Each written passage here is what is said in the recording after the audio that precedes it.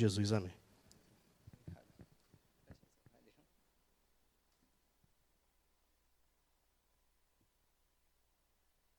Meus irmãos, nosso pastor Luiz propôs que nós fizéssemos a exposição dos pilares da Reforma Protestante, devido esse mês, dia 31 de outubro, é comemorado 507 anos da Reforma Protestante. Então, durante o domingo vespertino e o domingo matutino, estaremos falando sobre os 5 pilares. Quais são esses pilares? Sola Scriptura, somente as Escrituras. Solus Christus, somente Cristo. Sola Gratia, somente a graça. Sola Fide, somente a fé. E Soli Deo Gloria, somente a Deus toda a glória. Em especial, hoje estaremos falando sobre o primeiro pilar, somente as Escrituras. E eu convido os irmãos para que abram as suas Bíblias em Gálatas, capítulo 1,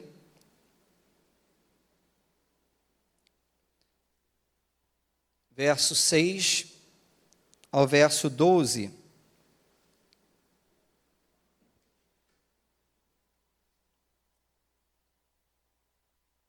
Vamos estar fazendo essa leitura de forma alternada.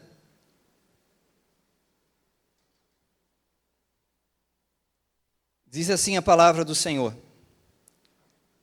estou muito surpreso em ver que vocês estão passando tão depressa daquele que os chamou na graça de Cristo para outro evangelho.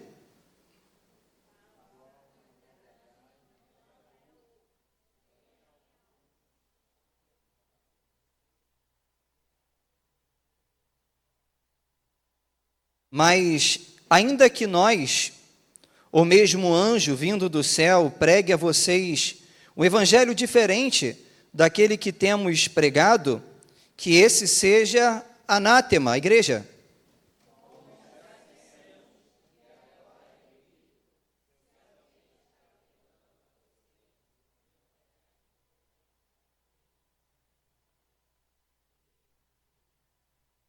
Por acaso, eu procuro agora o favor das pessoas ou o favor de Deus?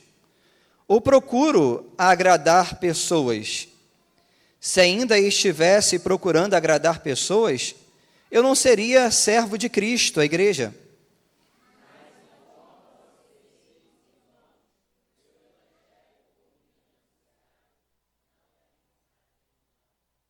Porque eu não recebi de ser humano algum, nem me foi ensinado, mas eu recebi mediante a revelação de Jesus Cristo. Que Deus aqueça nossos corações com a sua palavra nessa noite.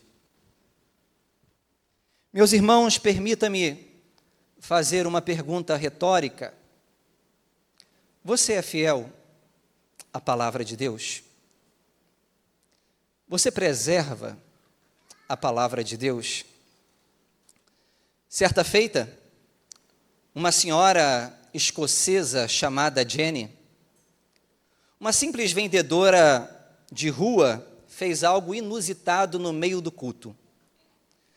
Para os irmãos terem uma noção do que eu estou falando, no século XVII, na Escócia, os anglicanos, uma igreja da Inglaterra, formada por ocasião do rompimento com a Igreja Católica Romana, começou a impor aos presbiterianos escoceses a leitura do livro de oração comum, a leitura de homilias, o uso de paramentos pelos pastores, isso porque eles romperam da Igreja Católica Apostólica Romana, mas não fizeram uma reforma litúrgica.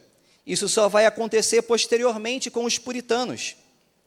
E o interessante é que em 23 de julho de 1637, James Honey, um deão anglicano de Edimburgo, foi pregar na catedral. A igreja que foi pastoreada pelo venerável John Knox. Aquele homem, todo paramentado, com a sua beca e estola, começou a ler a homilia, a fazer a leitura do livro comum de oração, e naquela época, as pessoas se sentavam não em bancos como esses confortáveis que nós estamos assentados, vocês no caso, mas elas levavam de casa os seus tamboretes e colocavam na igreja para ouvir a mensagem. E essa senhora, chamada Jenny, ao achar a situação muito estranha, porque os pastores presbiterianos pregavam sem essas formalidades, muitas vezes nem mesmo liam os sermões. Ela então levantou-se no meio do culto e disse: que o diabo te encha de cólicas, falso ladrão, nem te atreva a recitar a missa aos meus ouvidos. Pegou o tamborete em suas mãos e lançou na cabeça do clérigo anglicano, fazendo com que ele caísse. Meus irmãos, isso causou um tumulto generalizado. E logo chegou às ruas esse tumulto. No ano seguinte, os presbiterianos então convocaram uma aliança nacional, desafiando qualquer tentativa de introduzir inovações, como o livro de oração comum, que não havia sido aprovado pela Assembleia Geral da Igreja da Escócia. E em novembro do mesmo ano, os bispos e arcebispos anglicanos foram formalmente expulsos da Igreja Presbiteriana Escocesa. O que é de destaque nesse episódio? Eram outros tempos, era século XVII. Porém, acho que podemos aprender um pouco com essa história turbulenta e até mesmo engraçada, que não deixa de ter nem a sua graça, e nenhum de nós precisamos aprender com essa mulher. Precisamos tolerar um belo discurso no lugar da pregação fiel das Sagradas Escrituras. Porque quando pensamos em pregação, o que buscamos é ouvir, de fato, a voz de Deus na exposição das Sagradas Escrituras. Pois a pregação da palavra de Deus é a palavra de Deus. Aquela mulher, mesmo sendo uma simples vendedora da rua, ela entendeu que estavam colocando outras coisas no lugar da palavra de Deus. E por isso ela não aceitou e lançou o tamborete na cabeça do pregador. O texto que ora lemos fala exatamente sobre a fidelidade às Sagradas Escrituras. Se os irmãos têm um entendimento a respeito do livro de Gálatas, Paulo e Barnabé eles foram enviados pela liderança da igreja em Jerusalém para a Galácia com a finalidade de pregar o evangelho aos gentios, o evangelho da graça. E após eles falarem a respeito do Cristo, agora alguns judaizantes passaram pelo mesmo caminho de Paulo, defendendo a circuncisão, a dieta judaica e a guarda do sábado como fundamentos para a salvação. Alguns que ainda há pouco tinham ouvido a fiel exposição da mensagem pregada pelo apóstolo Paulo, agora estão se dobrando diante daquilo que os judaizantes estão ensinando. E ao saber dessa notícia, Paulo vai ficar surpreso. Ele diz: pois tão depressa estavam passando para outro evangelho que na verdade não pode nem ser mesmo visto como o evangelho. Segundo William MacDonald, ele diz que Paulo confronta os Gálatas por aceitar erro tão prontamente. E essa palavra evangelho significa boas novas. Historicamente, a chegada de um mensageiro era celebrada, pois normalmente era a certeza de proclamação de boas notícias, e daí o significado do evangelho, boas notícias. Só que esse termo, ele ganhou contornos religiosos, e agora, dentro do nosso contexto, o evangelho significa a boa notícia de salvação por meio exclusivamente da morte substitutiva de Cristo na cruz do Calvário para um povo que estava condenado à morte, e sem acréscimo algum, é pela graça, mediante a fé em Cristo Jesus. Não precisa acrescentar a dieta judaica, não precisa acrescentar a guarda do sábado, não precisa acrescentar nada mais. O que estava acontecendo é que os judaizantes estavam pervertendo o evangelho de Cristo. E o verbo usado aqui para perverter significa sacudir, significa agitar. HDL diz que as congregações dos Gálatas haviam sido lançadas pelos falsos mestres a um estado de confusão intelectual de um lado e facções de outro. As congregações estavam agitadas, a mensagem genuína estava sendo corrompida e outras coisas sendo acrescentadas no lugar da mensagem central de Cristo Jesus. Eles estavam acrescentando elementos, incorporando métodos e pervertendo o que realmente a palavra diz a respeito da salvação. O evangelho apresentado pelo apóstolo, segundo nos ensinos de Jesus Cristo, é que o homem não é justificado pelas obras da lei, mas unicamente pela fé em Jesus Cristo. Por isso, solos Cristos, somente Cristo. E Paulo, ele é radical em sua fala, porque ele vai dizer: se alguém, até mesmo da minha comitiva, ou mesmo um anjo do céu, pregue a vocês um evangelho diferente daquilo que temos pregado, que esse seja amaldiçoado. Paulo faz questão no verso seguinte de ratificar isso. Ele ratifica a sua exortação para que seus leitores entendam a importância da fidelidade às Escrituras Sagradas. Nada pode ser incorporado, nada pode ser omitido, nada pode ser acrescentado. E é interessante notarmos que o apóstolo Paulo está preocupado aqui, no texto que nós lemos, em agradar a Deus e não a homens. Pois como servo de Cristo precisa agradar o seu Senhor que o comissionou para essa obra. O evangelho que ele ensina não procede de homens, mas procede da própria eternidade. O evangelho que ele recebeu não foi por conta de uma mera exposição de um homem, mas da própria revelação do Deus que se comunicou a homens santos para expressar a sua vontade à sua igreja. Nos versos finais, Paulo está enfatizando a suficiência e a autoridade das Escrituras, pois a sua origem é da própria perfeição, é da própria eternidade, do único Deus que é perfeito e eterno. Por isso o homem não pode acrescentar, por isso o homem não pode omitir, por isso o homem não pode colocar as suas vontades na palavra, porque ela é a vox Dei, é a voz de Deus para o povo dele. Meus irmãos, a palavra procede de Deus.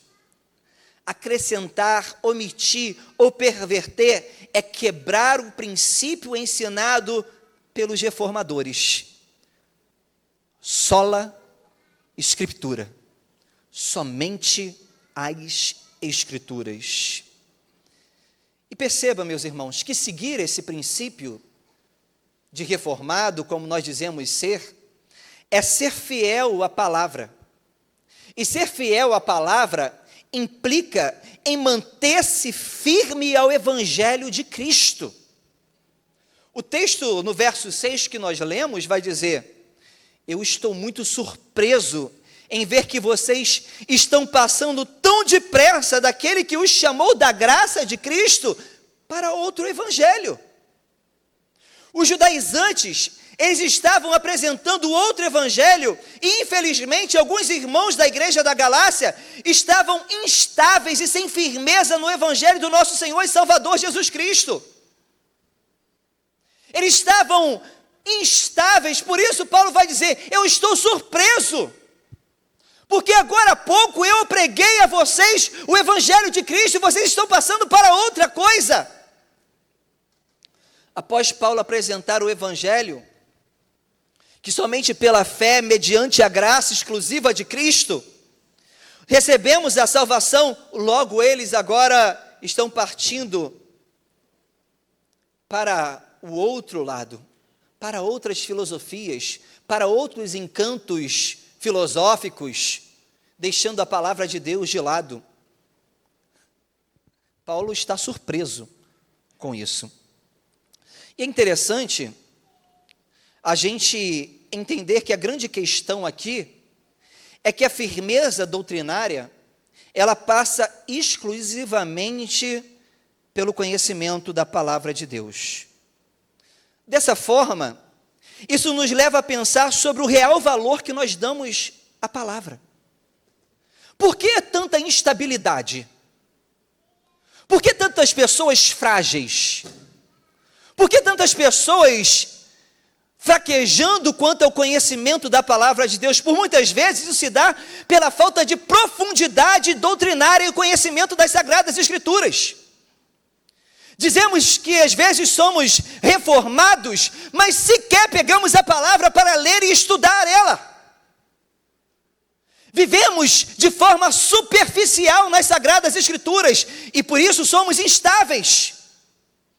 Dizer que seguimos os pilares da reforma protestante, dizer que somos reformados, é dar a total importância às Sagradas Escrituras, somente às Escrituras. O próprio Jesus, quando contou a parábola dos homens prudentes e imprudentes, que edificaram a sua casa, a razão da firmeza estava naquele que ouve e pratica a palavra de Deus. Se nós não ouvimos e não praticamos a palavra de Deus, a nossa casa está sendo edificada sobre areia. E quando vem a tempestade, vem o desafio da vida, nós estamos instáveis.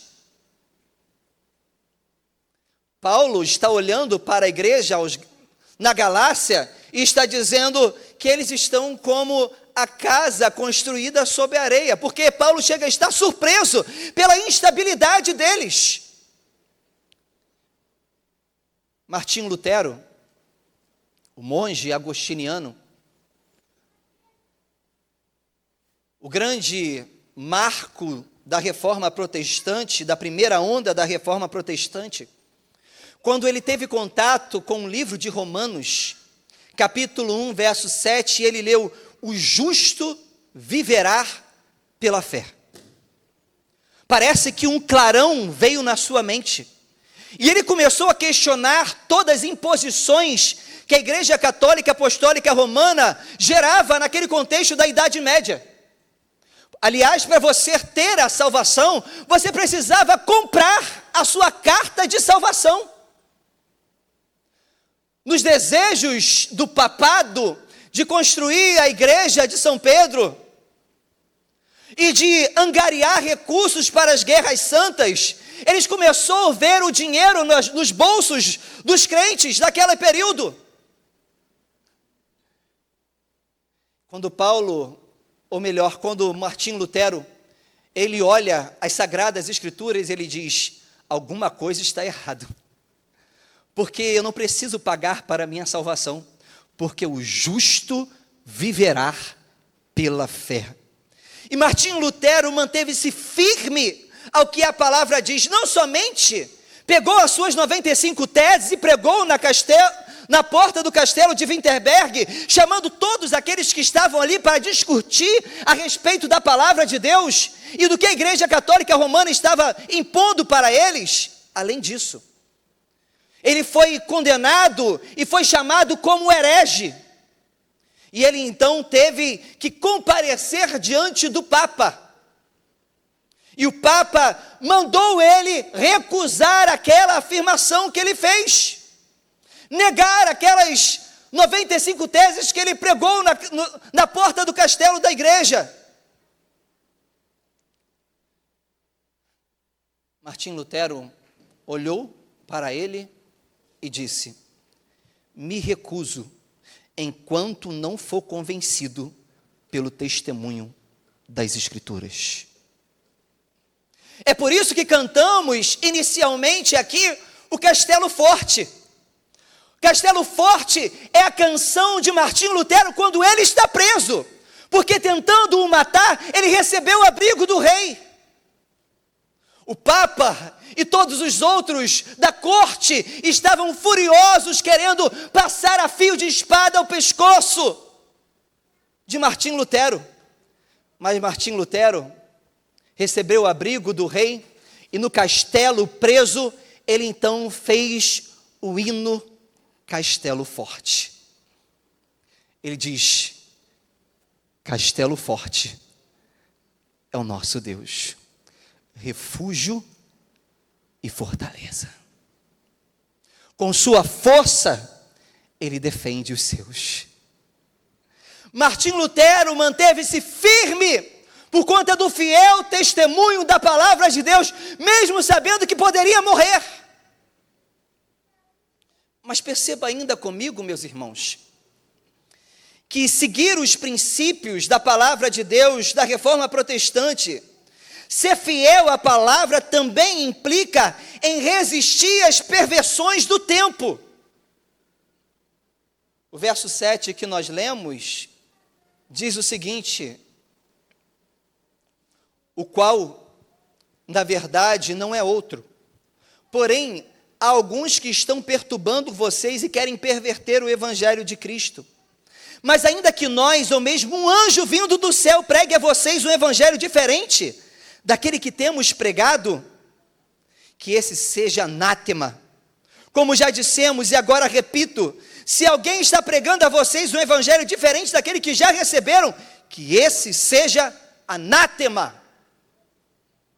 Paulo, quando recebe a notícia do que está acontecendo na Galácia, eles estão pervertendo o evangelho de Cristo, estão incluindo elementos da religião judaica, dizendo que é necessário se circuncidar para a salvação, dizendo que é necessário observar a dieta judaica, dizendo que é necessário guardar o sábado. Paulo fica furioso com aquilo, e a carta aos Gálatas é uma das cartas mais bravas do apóstolo Paulo.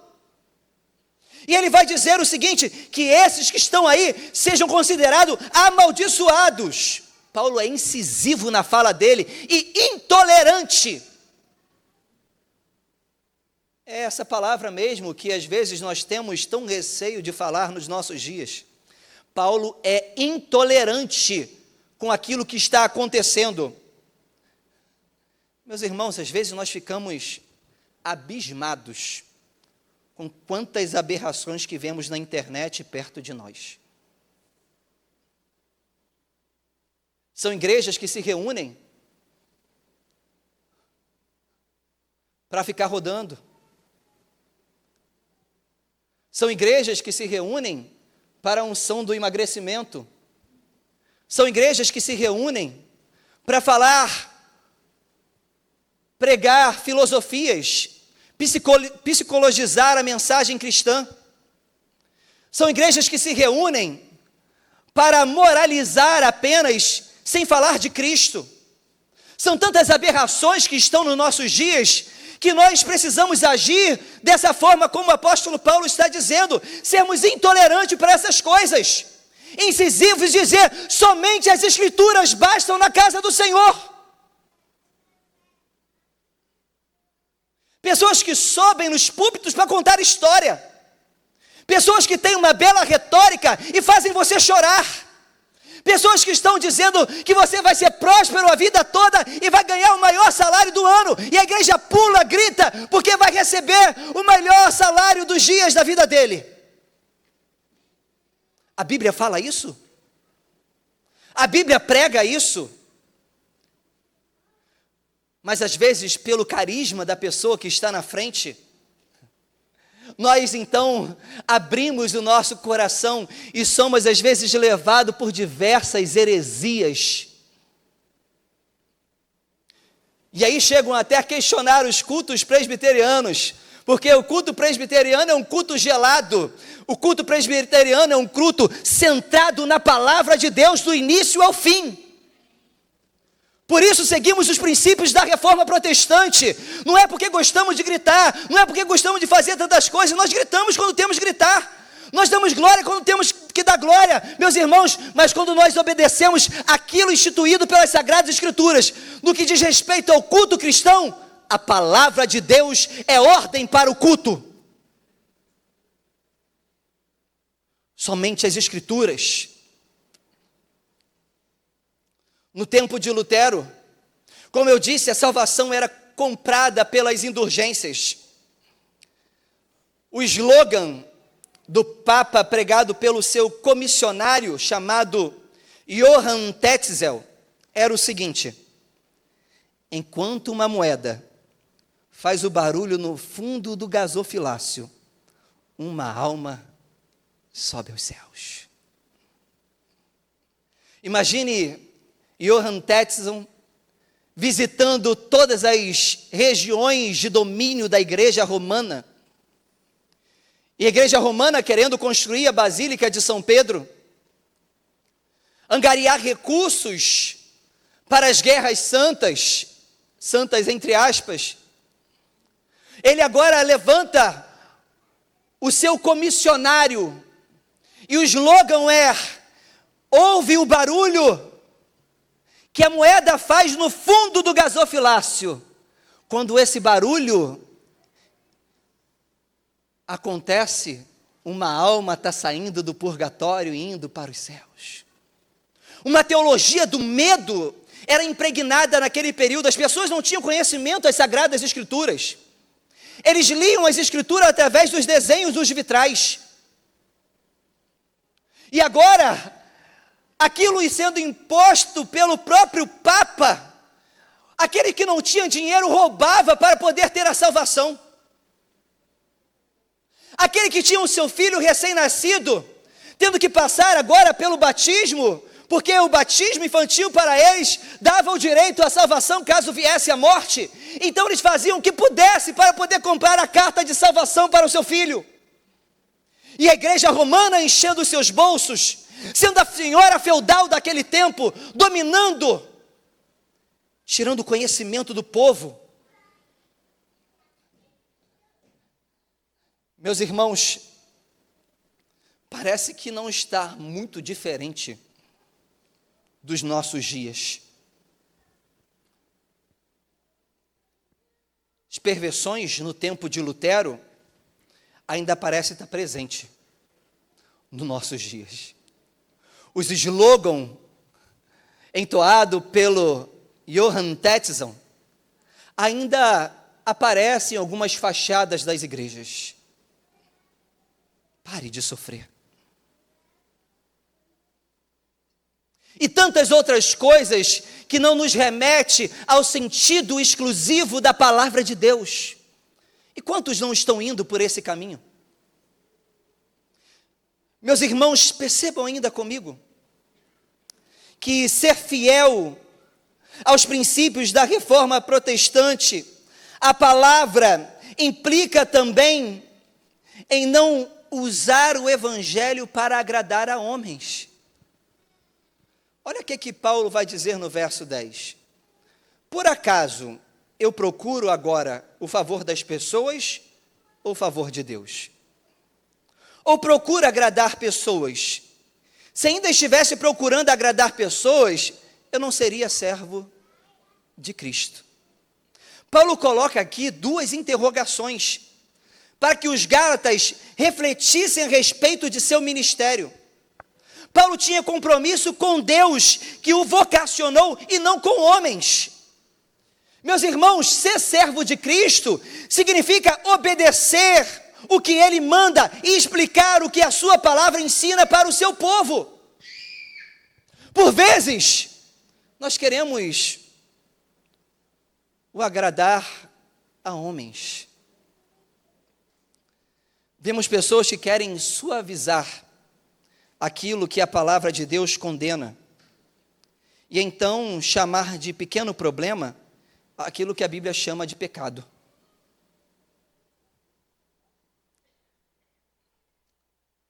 Paulo sabe o limite de suas palavras, e a necessidade de exortá-los, pois ele não estava preocupado, meus irmãos, com o que iriam pensar a respeito dele.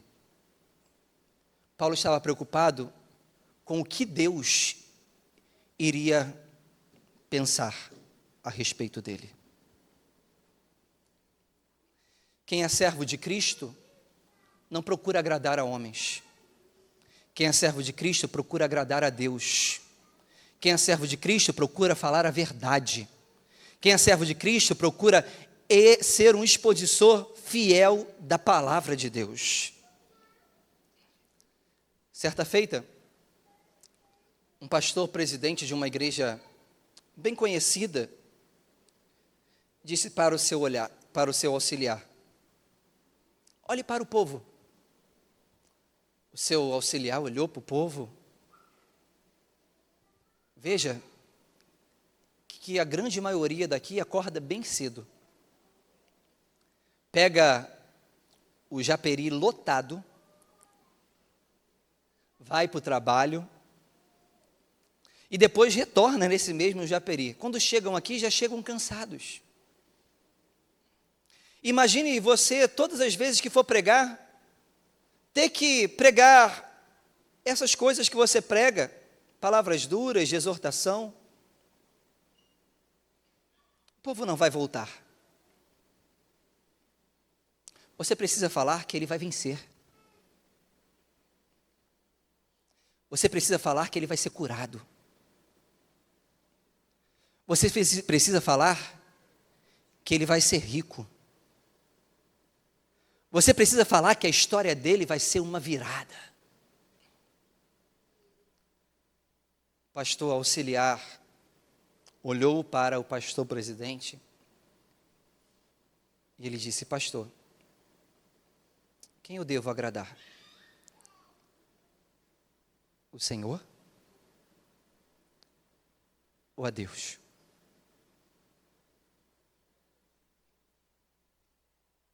Às vezes, as pessoas estão dessa forma. Omitem a palavra de Deus, suavizam a palavra de Deus para mexer nos nossos egos. A palavra de Deus, por si só, ela exorta, edifica e também consola a igreja. Meus irmãos, nós não podemos usar o Evangelho para agradar a homens. Obedecer a Deus é melhor do que? Obedecer a Deus é melhor que? Mas veja ainda comigo, e eu caminho para o final, que obedecer os princípios da reforma e da palavra de Deus implica em entender a procedência desta palavra. No verso 11, Paulo diz: mas informo a vocês, irmãos, que o evangelho por mim anunciado não é mensagem humana, porque eu não recebi de ser humano algum, nem me fui ensinado, mas eu recebi mediante a revelação de Jesus Cristo. Veja que as Escrituras procedem de Deus e é inspirada por Deus. A mensagem é sobre o justo, sobre o perfeito e sobre a verdade, que consiste somente naquele que é o verbo, que é a própria verdade. Ele é a fonte, o início, de onde procede o que é mais límpido e mais puro. Ela não provém da descoberta humana, mas do sopro divino, a homens santos. Toda a autoridade, meus irmãos, não está no pregador. A autoridade não está no pastor da igreja. A autoridade não está no conselho da igreja. A autoridade está nas sagradas escrituras. Aliás, quando nós fazemos aqui e recebemos as pessoas, o que diz a própria confissão? Enquanto estes se manterem fiéis às sagradas escrituras. A autoridade do conselho parte das Sagradas Escrituras. A autoridade do pregador parte das Sagradas Escrituras. A autoridade do pastor parte das Sagradas Escrituras, porque ela é a fonte da igreja. Ela procede de Deus. Cristo é o Verbo vivo. Nós não recebemos isso de algo humano, falho, corrupto, mas recebemos daquilo que é perfeito. A palavra de Deus não é apenas um livro, mas ela é a própria voz de Deus para a igreja. 2 Timóteo 3:16, 17 diz: toda a Escritura é inspirada por Deus e útil para o ensino, para a repreensão, para a correção, para a educação na justiça, a fim de que o servo de Deus seja perfeito e perfeitamente habilitado para toda boa obra. Meus irmãos, retomo a primeira pergunta que foi feita no início dessa mensagem. Será que temos sido fiel à palavra de Deus? Será que entendemos de fato o princípio da reforma protestante do sola scriptura? Será que temos guardado isso como igreja protestante? Será que temos levado no nosso coração um legado de homens que tiveram que morrer a fio de espada por conta da preservação da palavra do Senhor?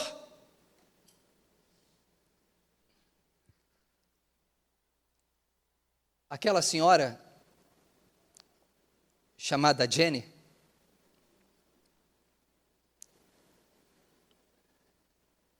ela teve uma atitude inusitada. Ninguém esperava que ela ia fazer aquilo. No meio do culto, o deão anglicano na catedral de John Knox, onde John Knox pastoreou,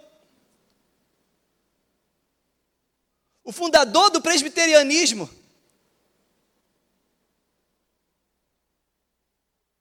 aquela mulher olhar para aquele pregador, percebeu que ele estava fazendo não era a exposição fiel das Sagradas Escrituras. Ela ousadamente,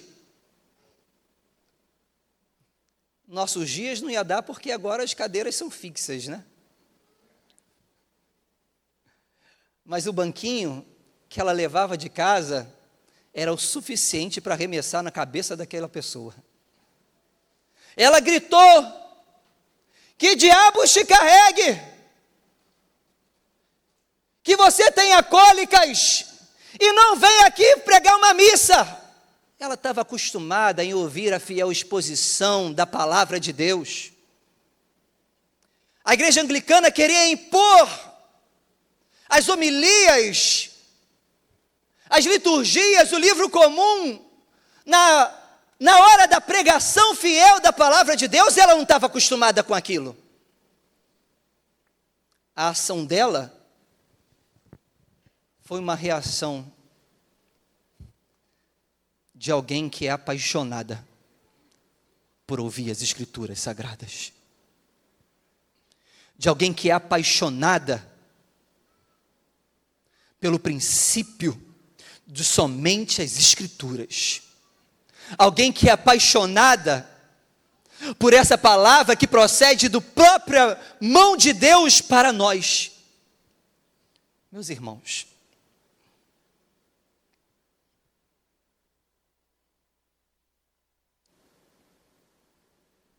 será que temos amado essas Escrituras? Ou ela tem ficado em segundo plano?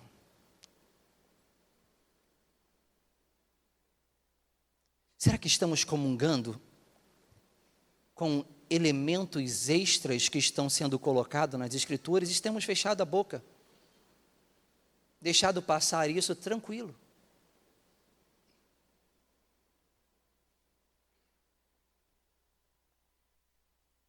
Ame as Escrituras. viva a palavra de Deus. Somente as Escrituras. Feche seus olhos.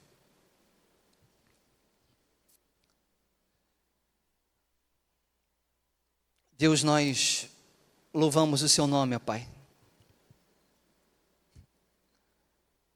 Porque o Senhor nos deu a tua palavra. O Senhor mesmo resolveu se revelar, ó Deus, a nós, de forma especial, através da sua palavra.